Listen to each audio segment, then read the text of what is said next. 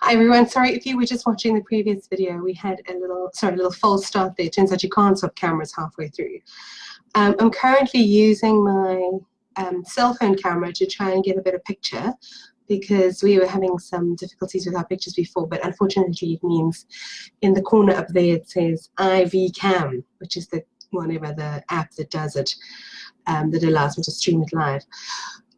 Anyway, so the precursor to all of this is that I am doing these live videos because I'm hoping to offer some online courses in the not too distant future.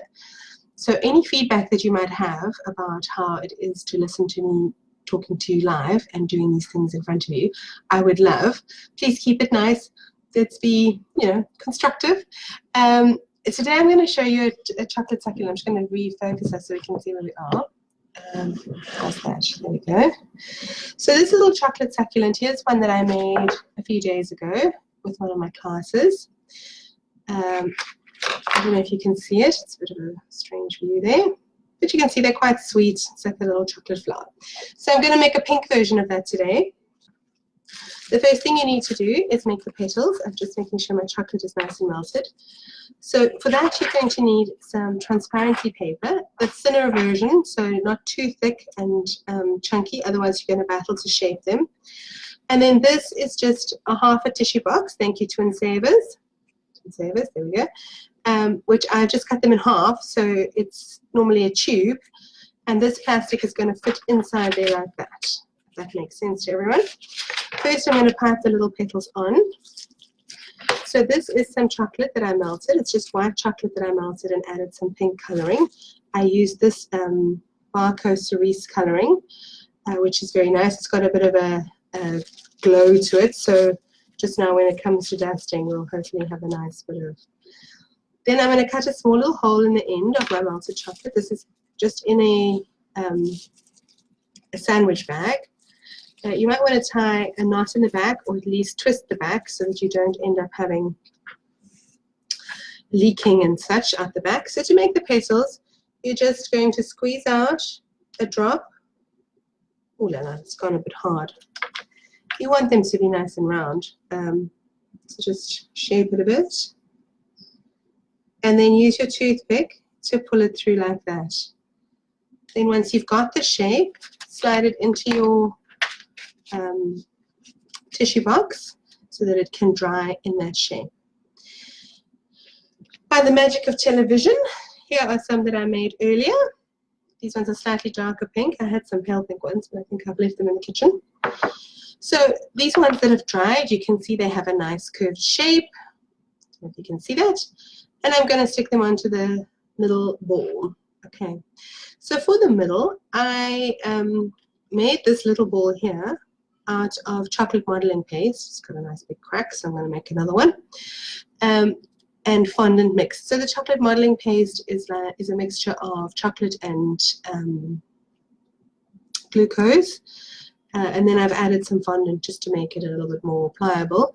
But you could use anything for the middle of this. You could use a nice white lint ball, any kind of truffle. Oh, we have some viewers. Hello, everybody.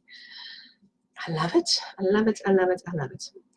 Okay, so there I made a new little middle, and I think I'm going to dust this one with the cerise pink that I've been using for the petals.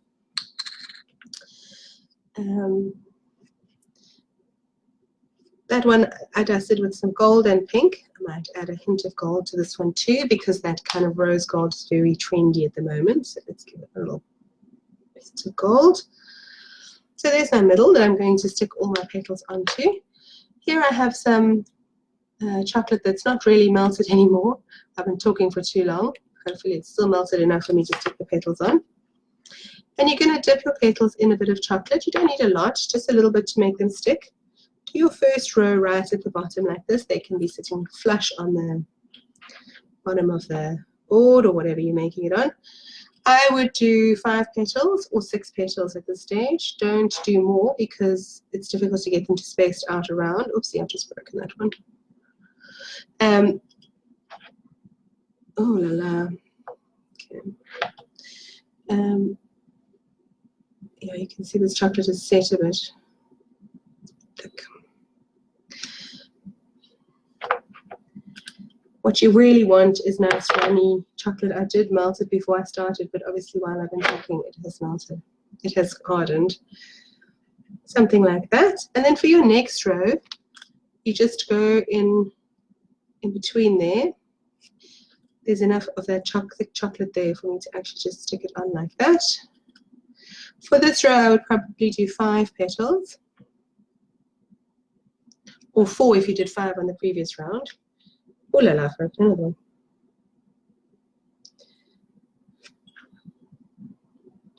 Just so that you get, just be very super careful with the tips of these petals. They break very easily. There we go. And there is your flower. It's squashed. You'll need to wait for them to dry.